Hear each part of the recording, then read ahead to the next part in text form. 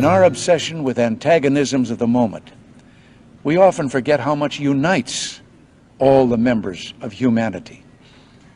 Perhaps we need some outside universal threat to make us recognize this common bound.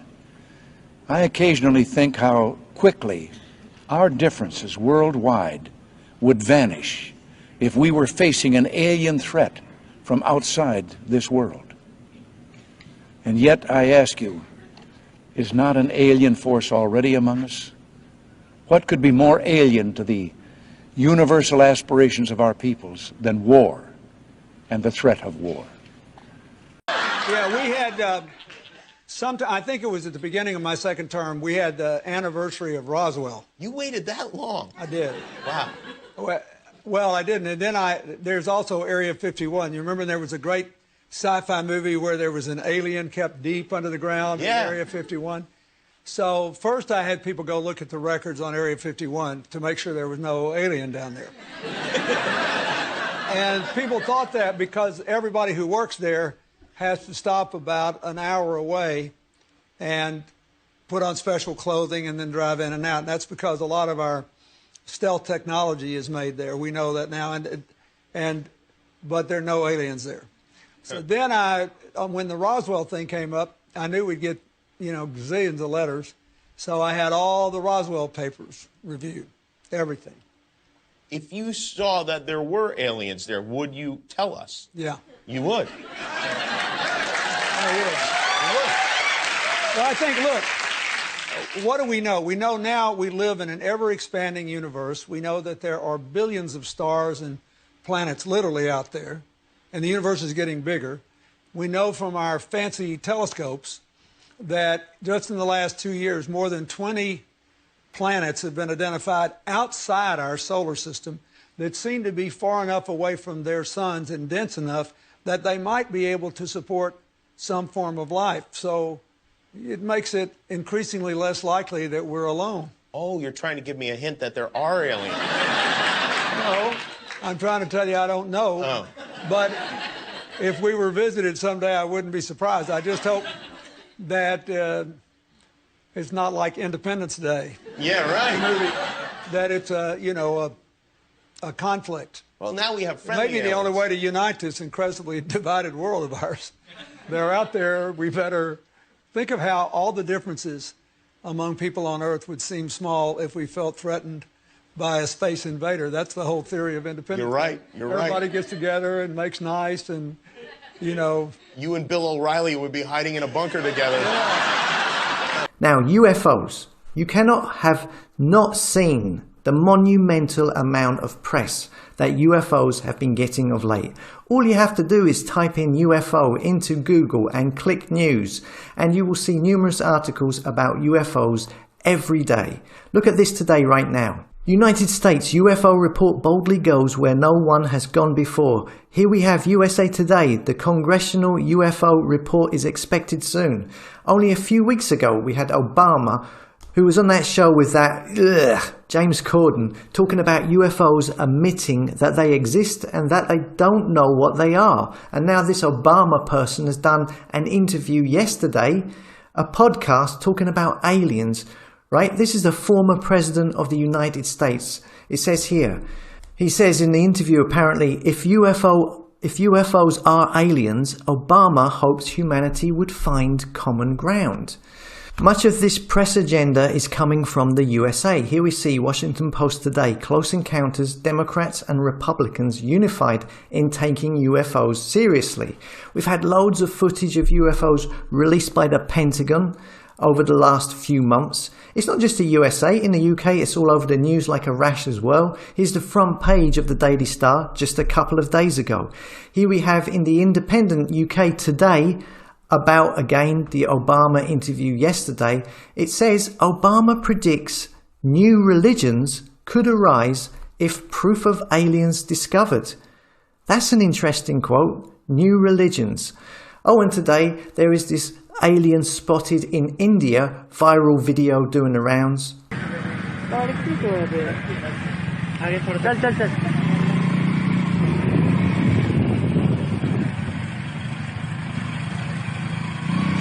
More fake nonsense, I reckon, but it's putting the idea of aliens and UFOs once again in the public's consciousness. So what is going on here?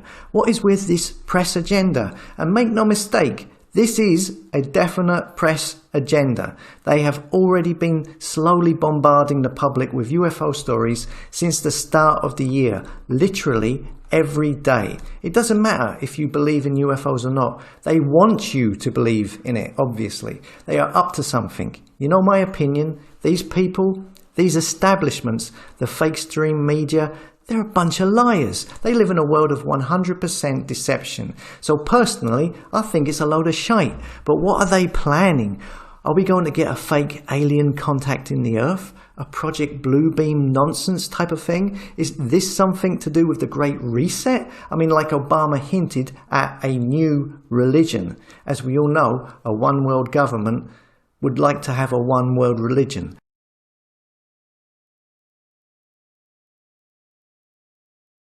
Why do such a thing and lie about it? Our own government. Your own government lies as a matter of course, as a matter of policy. The Tuskegee experiments on black men in the 30s, Henrietta Lacks. What are they trying to do? That's the missing piece. But it's not hard to imagine. The takeover of America. And then the world itself, by any means necessary, however violent, or cruel, or efficient. By severe drought, brought on by weather wars, conducted secretly using aerial contaminants and high-altitude electromagnetic waves, in a state of perpetual war, to create problem, reaction, solution scenarios to distract, enrage, and enslave American citizens at home, with tools like the Patriot Act and the National Defense Authorization Act, which abridge the Constitution in the name of national security. The militarization of police forces in cities across the U.S., the building of prison camps by the Federal Emergency Management Agency with no stated purpose, the corporate takeover of food and agriculture, pharmaceuticals and healthcare, even the military in clandestine agendas to fatten, dull, sicken, and control a populace already consumed by consumerism. And I encourage you all to go shopping more. And the final takeover begins. The takeover of America. By a well-oiled and well-armed multinational group of elites that will cull, kill, and subjugate. Happening as we sit here. It's happening all around us. The other shoe waiting to drop. It'll probably start on a Friday. The banks will announce a security action necessitating their computers to go offline all weekend. Digital money will disappear, They can just steal your money? followed by the detonation of strategic electromagnetic pulse bombs to knock out major grids. What will seem like an attack on America by terrorists or Russia. Or a simulated alien invasion using alien replica vehicles that exist and are already in use. An alien invasion of the U.S. The Russians tried it in '47.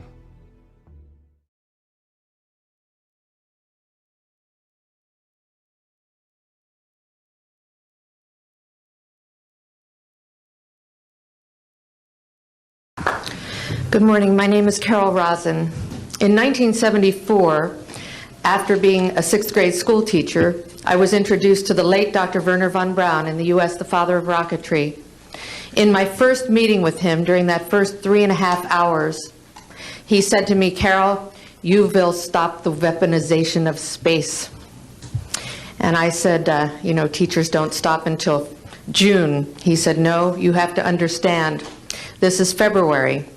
And we have to prevent the weaponization of space because there is a lie being told to everyone that the weaponization of space is now first being based upon the evil empire, the Russians. There are many enemies, he said, against whom we're going to build this space-based weapon system, the first of whom was the Russians, which was existing at that time. Then there would be terrorists. Then there would be third world countries. Now we call them rogue nations or nations of concern. Then there would be asteroids. And then he would repeat to me over and over, and the last card, the last card, the last card would be the extraterrestrial threat. Well, at the time, I kind of laughed when he said asteroids, and when he said extraterrestrials, I knew I wasn't going to deal with that subject. And now we hear on the news just today, this week, that they've slid in another enemy. Only this time we're going to protect our satellites. In other words, we have to have some reason to spend these trillions, to waste these dollars on a space-based weapon system, and they're all lies. This is a system, he told me, that would never protect anyone. Even back then, he talked about suitcase bombs. He talked about chemical, viral, bacterial, biological warfare that these space-based weapons would never protect us against.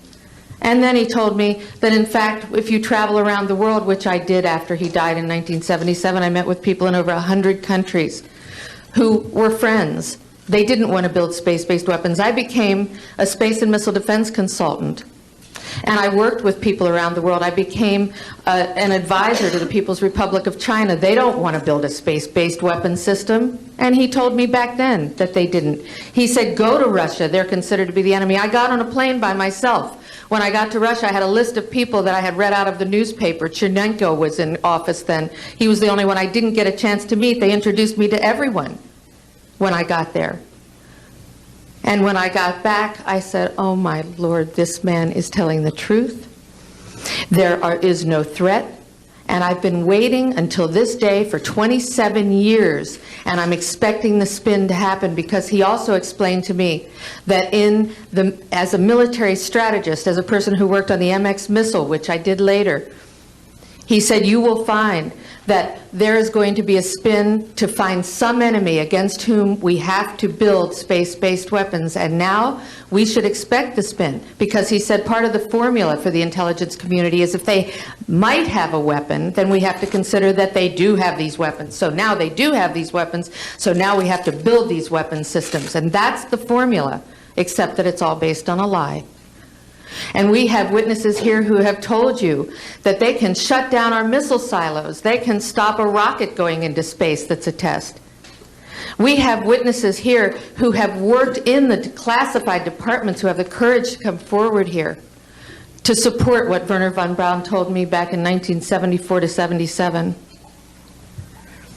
And I will testify before the Congress that when I founded the Institute for Security and Cooperation in Outer Space, which I shut down a few years ago because I didn't believe we had a chance with this huge, integrated around the world, complex weapon system, that we had any chance at all of transforming that war industry into a space industry that could provide benefits, like Dr. Greer has said, of global warming. We can end that situation of that problem. We can end the energy crisis. We can build now non-polluting technologies. Wernher von Braun used to tell me that we could have cars back then that drove around off the ground. He described this to me on beams so that we have no pollution on this planet.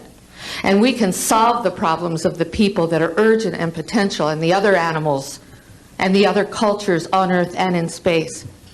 And we can end the arms race without dislocating the industry jobs, without disrupting the economy, by transforming, Wernher von Braun told me, the war industry into a global cooperative space industry that will provide, he said, finally, more jobs and profits on this planet than during any hot or cold wartime, more products and services that can be applied directly to solving the problems of this planet. And we can have a whole planet now that lives in peace on Earth, with all the cultures on Earth and with all the extraterrestrial cultures in space. And these are words that Wernher von Braun told me in 1974, and I will testify before the Congress under oath about everything I have said and more. Thank you.